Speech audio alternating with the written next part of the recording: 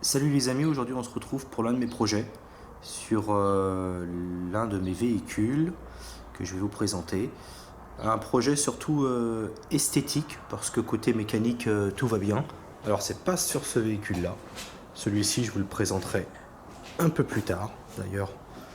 C'est un véhicule extrêmement performant mais bon ça je vous expliquerai un petit peu quelle base il est. Non, aujourd'hui on va s'occuper de celui-ci.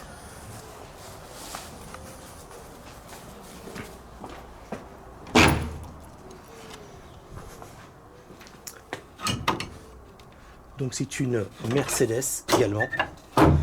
Mercedes, une classe C coupé sport 230 compressor. Donc c'est un véhicule que j'ai acheté en 2010. J'ai roulé avec tous les jours à peu près jusqu'en 2018 avant d'acheter l'autre que tu as vu à l'instant. Alors les principaux travaux qu'il y a à faire dessus, c'est comme je t'ai dit tout à l'heure, c'est de l'esthétique. Il y a les pare-chocs à refaire parce qu'avec le temps entre les cailloux et les différents petits accros des gens, les pare-chocs ils ont pris un peu cher. Donc c'est prévu, je vais les ramener en peinture. Donc j'ai commencé un peu le boulot hier à démonter la face avant. Alors bon, moi je peux pas me permettre de passer 3 heures dessus tous les jours parce que je travaille. Oui, je suis pas milliardaire. Donc je suis obligé de travailler, contrairement à d'autres. Et donc forcément ça va prendre un peu plus de temps. Donc hier, qu'est-ce que j'ai fait? J'ai démonté cette belle calandre où tu vois un pet ici. Sur le pare-choc arrière, on le verra pas aujourd'hui, mais il y a un accro à droite. Et c'est surtout le pare-choc avant où on s'aperçoit du problème. Voilà, tu vois. Tout ça, ce sont des éclats. Assez méchant d'ailleurs. Ce sont des éclats de peinture. Il y a des cailloux sur la route, voilà. Et ça, c'est essentiellement quand tu es derrière des camions bennes.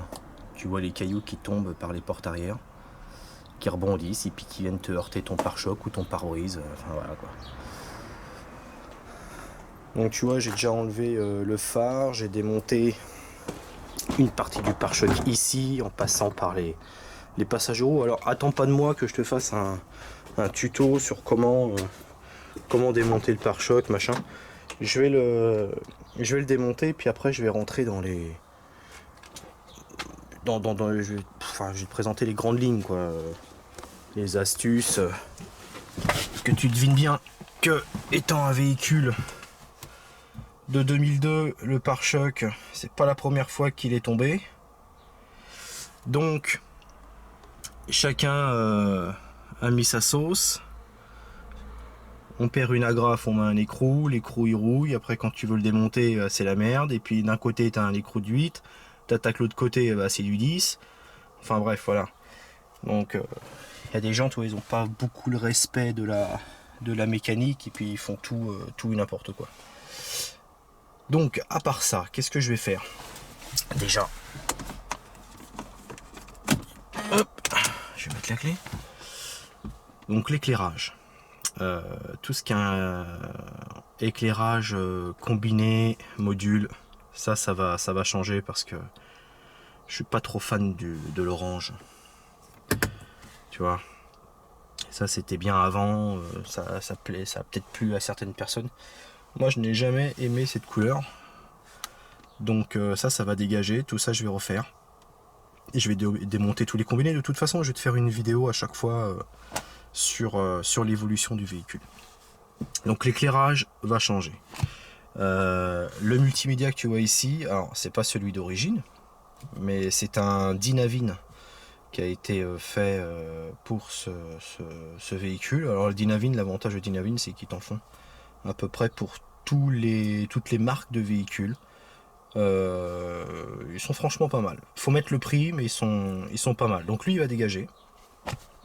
Il va dégager et je vais mettre un Dynavin beaucoup plus évolué. Évolué déjà en termes de processeur, de mémoire, un GPS beaucoup plus performant, et puis une qualité d'écran Full HD. Voilà, donc ça c'est important. Qu'est-ce que je vais faire également? Ah ouais, alors ça par contre, je sais pas si on va voir. Là c'est autre chose, c'est une panne en fait. C'est que tu vois, j'ai un toit ouvrant, voilà, en 2 parties avec les stores. Donc le premier store recule, il se range au milieu du véhicule, comme le deuxième. Donc tout s'enroule ici. Et le souci c'est que tout ça c'est bloqué. Parce que derrière ce module, il y a un moteur qui s'occupe de tout ça, que tu gères par ce bouton. Alors regarde le bruit. Voilà, tu vois, ça c'est le bruit qu'on entend, et en fait, c'est le moteur, il est flingué. Tu as une petite purée de pignon qui dedans, il a serré. Il faut savoir que généralement, les Allemands font les choses bien, mais là-dessus ils merdent un peu. Bon, c'est un peu volontaire, sinon ça tomberait jamais en panne. C'est qu'on a des magnifiques engrenages en métal, en alliage, comme on veut, qui fonctionnent sur du plastique. Donc au bout d'un moment, forcément, il y a problème. Enfin bref, c'est pas grave. Le seul souci, c'est que quand tu enlèves ce module, tu as 3 vis pour accéder au moteur, 2 sont accessibles, la 3e est bien planquée en dessous le ciel de toit, donc il faut tout virer. Il faut démonter les montants, dégager les joints comment dirais-je, de porte, pour pouvoir descendre ce ciel de toit et démonter le moteur. Donc c'est un peu la merde. Ça sera vraiment en tout dernier, quoi. En tout dernier. C'est pas le plus urgent. Le plus urgent, c'est la peinture, l'éclairage, remettre tout ça un peu à neuf. Sinon les cuirs franchement sont propres, il n'y a pas de trou, il n'y a pas de... C'est nickel. Donc là il y a un petit problème aussi au niveau du volant, c'est cette partie là qui ne fonctionne plus parce que j'ai un petit faisceau qui est coupé. Donc bon, ça on va refaire. Côté méca, depuis que je l'ai, j'ai refait tout ce qui est liaison au sol, hein, les pneus, les amortisseurs, les disques, bon voilà, les freins, vraiment ce qui était le plus important. Après sous le capot, il y a eu le compresseur de clim qui m'a lâché à un moment donné, donc forcément ça coûte un peu cher, puisqu'en plus la courroie d'instrument a lâché, hein. Elle s'est légèrement lustrée dessus, donc elle a claqué. J'ai eu un problème d'alternateur, ça a été changé. J'ai eu un problème électrique que j'ai réussi à résoudre parce que le garage n'avait pas trouvé le souci. Donc en fait le problème c'est que j'ai dû avoir des infiltrations d'eau liées à l'accumulation de feuilles dans les petites gouttières qui permettent tout ça à s'évacuer, et l'eau a dû passer par dessus et ça m'avait un peu oxydé le boîtier SAM dans le compartiment moteur. Donc tout ça j'ai démonté, j'ai tout nettoyé. J'ai refait des soudures, j'ai refait les petits faisceaux qui me semblaient un peu moyens. Et tout est reparti sans aucun problème. Que dire? Ah oui, j'ai aussi un petit problème. Ah oui, alors ça, les panneaux de portière, je vais les démonter également. Parce que j'ai des enceintes pourries. Enfin, maintenant, elles sont pourries, elles n'y étaient pas. Mais maintenant, elles ont fait leur temps. Ici, donc ça, si tu veux, c'est une baguette qui est en métal. Et un jour, pareil, quand j'ai récupéré mon véhicule de l'un des garagistes, eh bien j'ai eu cette petite surprise, quelque chose qui a tapé sur cette baguette et ça m'a fait sauter la peinture. Donc ça pareil, j'en ai récupéré une neuve, achetée directement en Allemagne parce qu'en France c'est toujours la merde, ça change pas. Voilà, petite 230 compresseur. Alors on en voit quelques-unes quand même de ces voitures là. Enfin, disons que tu vois surtout la coupe, tu vois du 220 CDI, quoique tu vois parfois du 200 compresseur. Bon ok. Mais le 230 compresseur est quand même un cran au-dessus, sachant que celle-ci elle a été modifiée et elle développe 250 chevaux. Alors je vais te faire voir le moulin qui est un 4 cylindres. Mais c'est un bon 4 cylindres.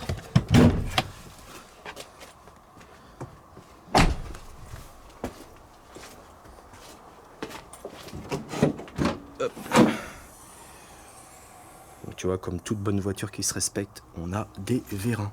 Et non pas la tige en métal de merde. Voilà, donc le moulin et son beau cache-moteur compresseur. La boîte à air ici. Imagine la taille du filtre, sympa. Voilà, donc là, pour te faire vite, je sais pas si on va le voir. Si on va le voir ici. Hop, ça c'est pas du faisceau d'origine. Ça c'est ce que j'ai rajouté, puisque à l'intérieur de mes phares, j'ai rajouté des xénons. Ça ce sont, t'as le ballast ici, et ça ce sont les connecteurs pour le xénon. Donc pareil de l'autre côté, bien évidemment. Et puis bah, c'est tout, c'est à peu près ça. Donc là en fait ce que je vais faire, c'est qu'aujourd'hui je vais finir de descendre ce pare-choc. Et puis je t'expliquerai un petit peu ce que j'ai rencontré comme souci. Parce que mine de rien, c'est pas si évident que ça. Parce que bon, tu vois, moi j'ai déjà regardé quelques tutos quand même pour me renseigner un petit peu à quoi j'allais me confronter. Et c'est vrai que bah il y a des choses que moi j'ai pas eu. Comme par exemple une espèce de petite baguette qui relie le pare-choc à l'aile. Moi je l'ai pas.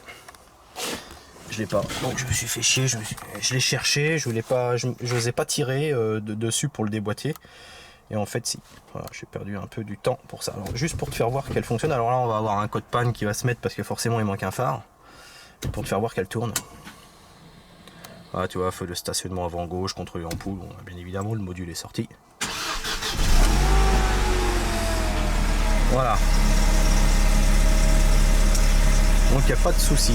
C'est un véhicule qui fonctionne franchement très bien. J'en ai toujours été content. Il n'y a pas de souci. Voilà, bah écoutez, on se retrouve tout à l'heure. Là, je vais finir de démonter l'autre partie de mon pare-choc. Et puis, on fait un petit point ensemble. Ok les amis, on se retrouve.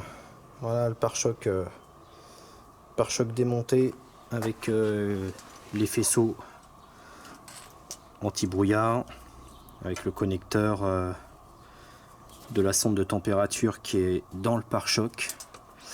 Donc ça, ce sont des connecteurs un peu particuliers puisque à la base, aux anti-brouillards, ce sont des halogènes et moi j'avais installé des LED. Donc on a besoin pour cela, pour éviter que l'ordinateur de bord te renvoie une erreur comme quoi ton ampoule est grillée, d'une résistance, je sais pas si on va la voir ici, quoique elle était bien moulée, elle est là. Non, on va peut-être mieux la voir de l'autre côté. Voilà, on voit une petite partie en tout cas. Donc elles sont ici, il y en a une de chaque côté. Et ça t'évite d'avoir ce code erreur. Donc à la base, les gars qui me l'avaient monté, parce qu'à l'époque je pouvais pas démonter moi le véhicule où j'étais, ils m'avaient fixé ces résistances là sur du plastique. Et les résistances ça chauffe. Donc la résistance s'était décrochée et ça avait réussi à me perforer les passages de roue. En tout cas le retour du passage de roue qui est en dessous le pare-choc ici. Donc je m'étais fait chier à l'époque sans démonter le pare-choc à accrocher ça sur le renfort. Voilà, donc sinon il n'y a pas vraiment de difficulté à démonter le pare-choc puisque tu vois tout le pare-choc se glisse vraiment au niveau de l'aile. Tu as des espèces de glissières ici. Là on la voit aussi. Après voilà, une fois que tu l'as glissé là-dedans, honnêtement t'as plus qu'à mettre tes vis. Tu en as deux sur le dessus. Quelques-unes au passage de roue, je crois que c'est 4 ou 5. Enfin bref, c'est pas vraiment compliqué. À partir du moment où si ça a été démonté, les gars ils ont bien tout remis comme il fallait. Ils t'ont pas remis des pièces qui rouillent, comme moi c'est arrivé sur l'un des passages de roue. Tu n'auras pas de difficulté à enlever le pare-choc. Voilà, donc en fait là, qu'est-ce que je vais faire? Toi, j'ai enlevé les phares. Alors les phares, t'es pas obligé de les enlever pour retirer le pare-choc. Mais par contre, tu es obligé de virer le pare-choc pour enlever le phare. Pourquoi? Parce que ici, tu as une grosse vis qui qui vient se visser en fait sur le côté du phare. Donc si tu dégages pas le pare-choc ou tu ne puisses pas au moins l'écarter un maximum, tu peux pas y accéder pour la dévisser. Et donc tu resteras coincé. Alors soit que tu tires comme un con et puis tu pètes tout, ça c'est déjà vu. Ou alors tu te fais un peu souffrance et puis tu démontes le pare-choc, en tout cas une partie. Voilà, mais sinon il n'y a rien de sorcier, il faut prendre son temps, être calme, avoir les outils à portée de main, pas courir dans tous les sens. Moi j'ai déjà vu des gars qui enlevaient les roues pour enlever le passage de roue. Bon, il y en a même qui enlèvent d'ailleurs tout le passage de roue jusqu'à l'arrière. Honnêtement ça sert à rien. Moi je me suis aidé simplement d'un cric. J'ai levé la bagnole suffisamment pour détendre l'amortisseur et j'ai eu suffisamment de passage de main pour enlever le passage de roue sans trop de difficultés. Voilà. Donc là, qu'est-ce que je vais faire? Donc, là en fait, tu vois, je vais refaire, maintenant qu'ils sont à nu, je vais refaire les faisceaux tranquillement, bien proprement. Je vais les fixer différemment, refaire ça vraiment nickel. Les résistants, je sais qu'ils commencent un peu à en prendre un coup, donc surtout l'autre là-bas, donc je vais voir un petit peu, je vais tester les valeurs pour voir si elles sont toujours correctes et puis reprendre au niveau des fissures, des soudures, remettre de la gaine thermo, nickel, bien tout isolé. Et puis au niveau du pare-choc, ben, je vais enlever le passage de roue qui est resté là-bas parce que j'ai une vis avec un écrou qui est un peu capricieux, et puis le préparer pour la carrosserie. Voilà, donc ça sera c'est pour la face avant. Voilà, donc en fait les phares je vais les policher. Je vais leur donner une petite santé. J'hésite entre les policher et les rendre à peu près neufs, ou alors j'avais dans l'idée de refaire une face avant, calandre et phare noir. J'ai vu un modèle comme ça qui était franchement pas mal, où la voiture en plus était grise, pareil. Et le fait d'avoir les optiques et la calandre noire, ça aplatit vachement la gueule de la voiture et ça la rend encore beaucoup plus sportive. Donc je sais pas, je me tâte. Je vais voir déjà comment ça rend le polissage des phares, voir si vraiment j'arrive à rattraper un peu ce côté un peu terne qu'ils ont eu avec le temps, bien que franchement c'est pas les pires que j'ai vus. Voilà. Bon, faut dire que moi elle a toujours dormi dans un garage. On peut pas dire que les UV ont vraiment attaqué les phares. Voilà, rien de spécial. Donc là en fait ce que je vais faire, c'est que je vais retourner le véhicule et puis je vais commencer à faire l'arrière. Voilà, donc ça sera dans une autre vidéo. Voilà, ça sera, je sais pas, je vais voir, parce qu'il faut que je m'adapte à mon travail, un travail très prenant, donc je peux pas me permettre de faire ça tous les jours. Voilà, déjà que le devant est fait, je suis très content. Voilà, donc dans une prochaine vidéo, on démonte l'arrière, on voit comment ça se passe, et puis voilà. Après je pense que je ferai très certainement les panneaux de portière. Voilà. Allez, salut les gars, à une prochaine fois.